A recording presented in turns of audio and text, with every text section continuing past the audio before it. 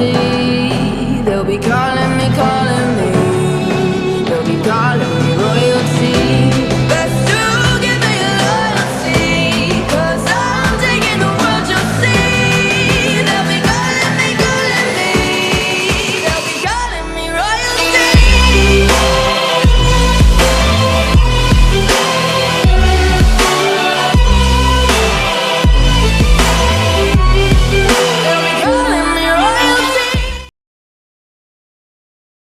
Kau ingin mendirikan sebuah faksi di dalam daerah pelosok hitam? Sukian seketika mengernyitkan alisnya ketika ia mendengar kata-kata Xiao Yan di ruang pertemuan tetua. Tetua kepala, aku pun sadar bahwa daerah pelosok hitam sedari dulu menjadi duri bagi Akademi Jianan. Namun, karena lingkungannya, tempat itu akan selalu memiliki kemampuan menyerang yang luar biasa kuat. Jika kakak keduaku benar-benar berhasil mengembangkan faksinya di daerah pelosok hitam, faksi itu akhirnya akan membantu Akademi Bagian Dalam dengan cara menghindarkan banyak sekali masalah. Bahkan kita juga bisa membantu mengawasi beberapa faksi yang memiliki kebencian terhadap Akademi Bagian Dalam. Reaksi Sukian tidak jauh berbeda dari dugaan Xiao Yan. Kerutan di alis Sukian sedikit menjadi rileks. Ia bukanlah orang bodoh. Dengan pengalamannya, ia tentu saja dapat memahami apakah hal-hal akan bermanfaat baginya atau tidak. Dan juga, tetua kepala tentunya telah cukup menyadari latar belakangku. Aku punya kebencian yang mendalam terhadap sekte Misty Cloud. Untuk bisa balas dendam, aku membutuhkan sebuah faksi yang cukup kuat. Daerah pelosok hitam bukanlah tempat yang buruk. Xiao Yan tersenyum samar saat ia berbicara. Oleh karena itu, bahkan jika faksi itu akan berkembang ke depannya, kemungkinan besar hal itu tidak akan menjadi ancaman besar bagi Akademi Bagian Dalam. Jika tetua kepala tidak percaya kakak keduaku dalam hal ini, kau setidaknya bisa mempercayaiku, benar kan? Jari Sukian mengetuk permukaan meja. Ia akhirnya mengangguk beberapa saat kemudian. Apa yang kau katakan memang masuk akal. Daerah pelosok hitam selalu menjadi kekhawatiran besar bagi Akademi Jianan. Jika sebuah faksi yang menjadi sekutu Akademi Bagian Dalam muncul, kemungkinan hal itu akan memang memiliki pengaruh yang besarnya sulit untuk dihitung. Dengan kata lain, tetua kepala menyetujuinya. Xiao Yan sedikit senang saat ia menjawab sambil tersenyum. Apalagi yang bisa kulakukan selain setuju? Pada saat ini, menara pemurnian Ki Langit membara dari Akademi Bagian Dalam membutuhkanmu untuk mengisi kembali api hati gugur dalam jangka panjang. Sukian tak berdaya menggelengkan kepalanya saat ia menjawab. Tetua kepala, kata-katamu ini terdengar seperti meragukanku. Xiao Yan bukanlah seorang yang tidak tahu berterima kasih. Aku berhutang pada Akademi Bagian Dalam dengan memperoleh api hati gugur. Tidakkah aku akan benar-benar memalukan jika aku menggunakannya untuk mengancammu? Xiao Yan berbicara dengan serius.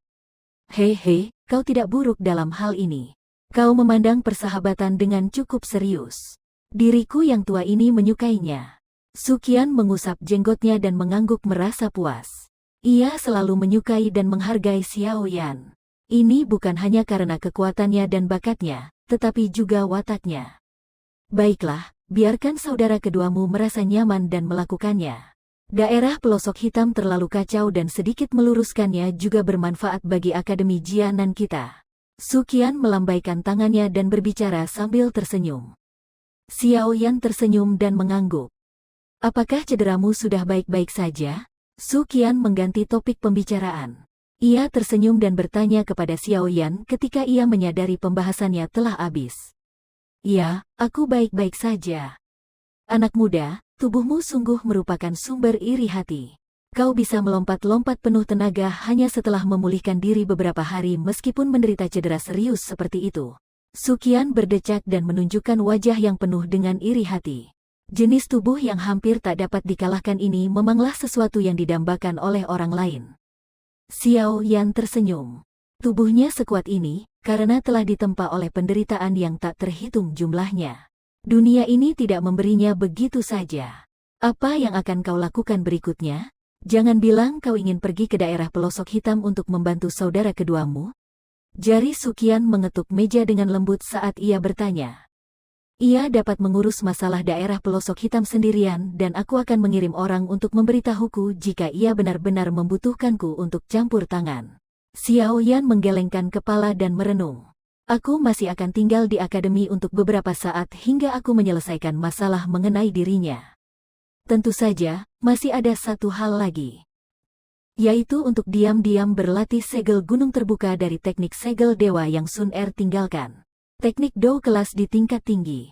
Sebuah teknik Dou sekelas ini kemungkinan akan memiliki kekuatan yang luar biasa besar.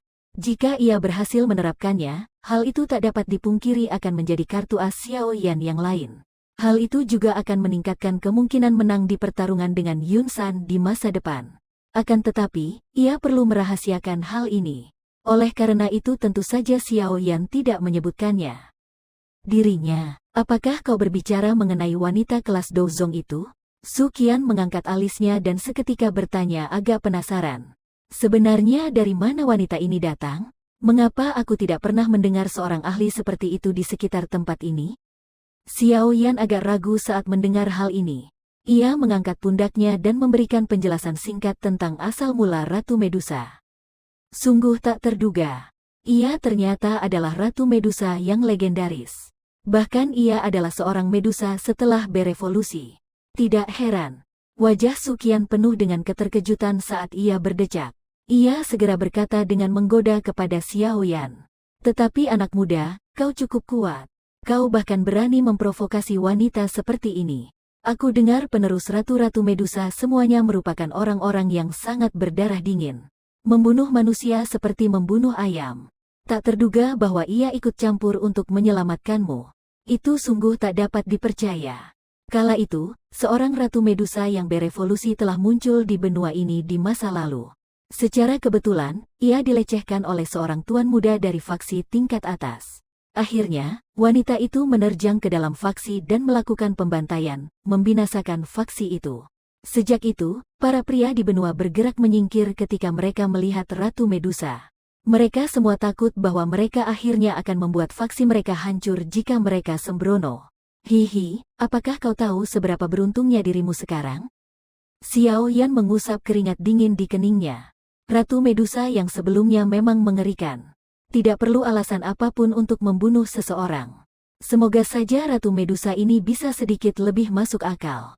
Aku akan lebih berhati-hati. Terima kasih tetua kepala akan peringatannya.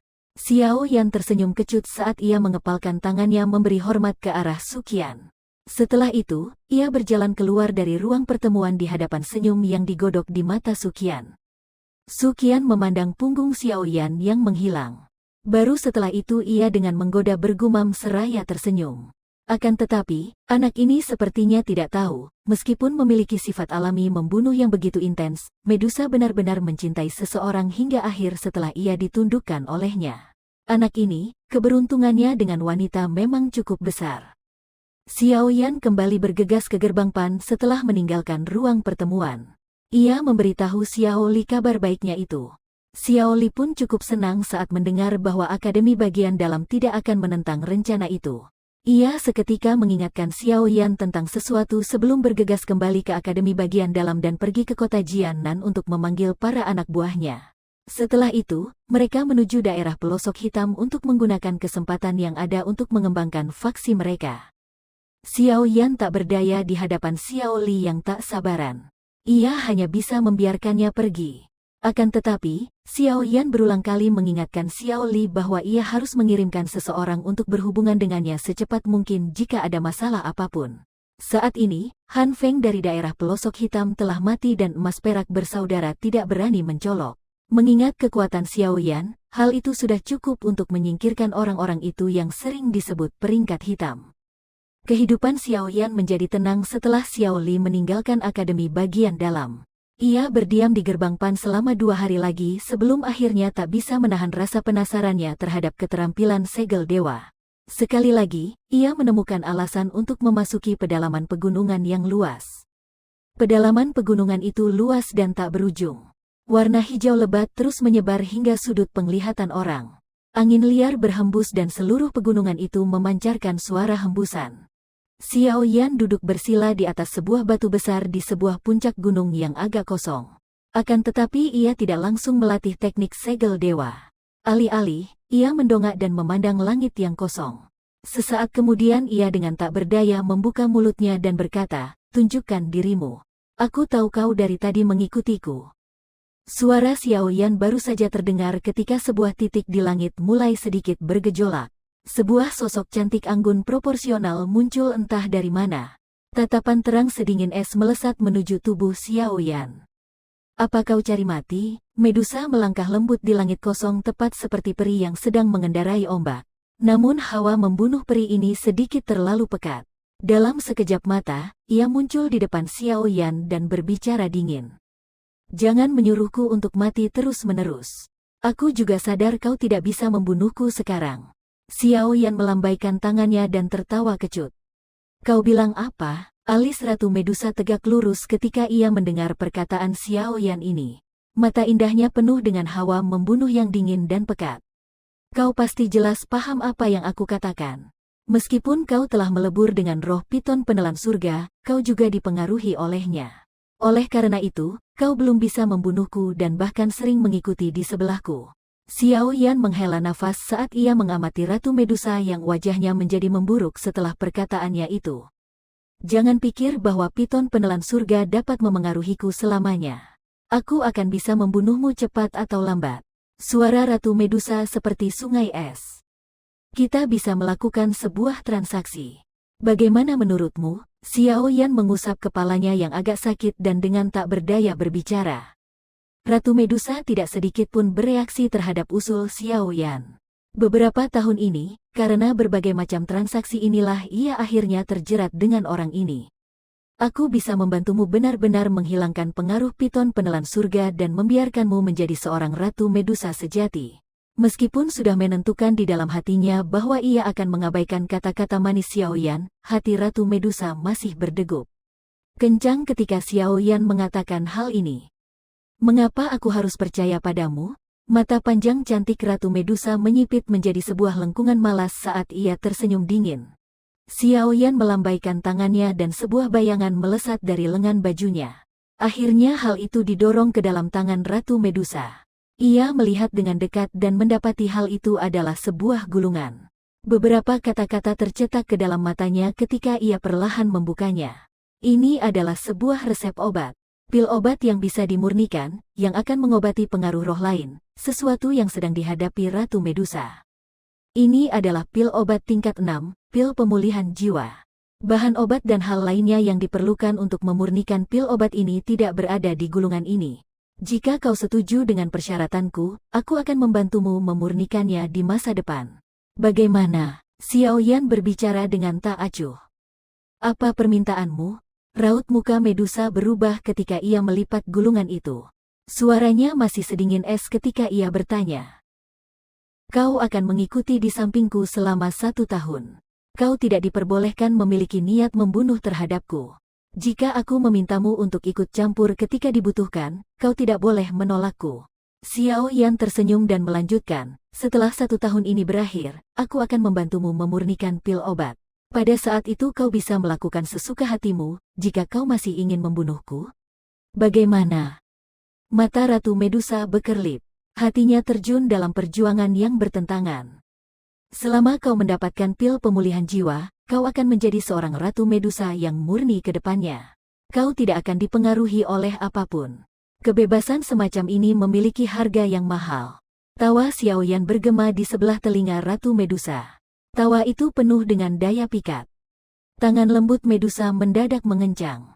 Tatapan sedingin esnya menatap Xiao Yan saat saura jernih dinginnya menyebabkan sebuah senyuman girang terangkat di sudut mulut Xiao Yan. "Baiklah, aku akan melakukan yang kau katakan."